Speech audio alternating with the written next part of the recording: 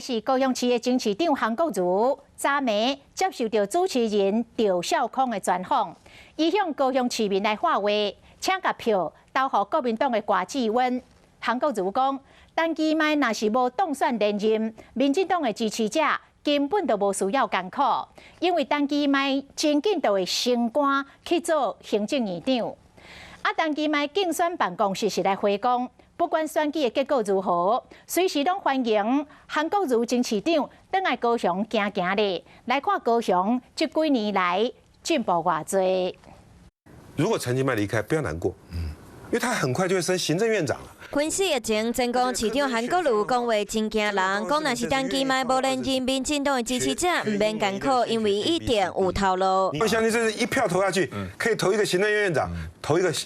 崭新的高雄市长，陈其迈落选肯定有工作，他也干过行政院副院长，他可能正常就行政院院长。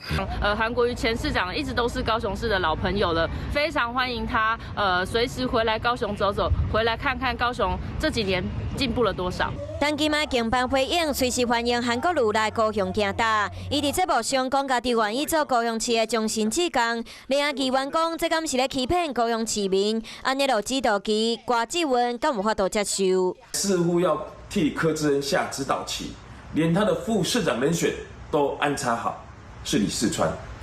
这样的行径，柯志恩可以接受吗？影武者啊，不会把那个绿营想太多的，绿营就是没有韩市长就不会选举。我想从被征召到现在，都是柯志恩一步一脚印走遍38区。 选战伫要到啊，韩国瑜即马重新出现来助选上节目，对共党的候选人敢有加分效果？选民自由判断。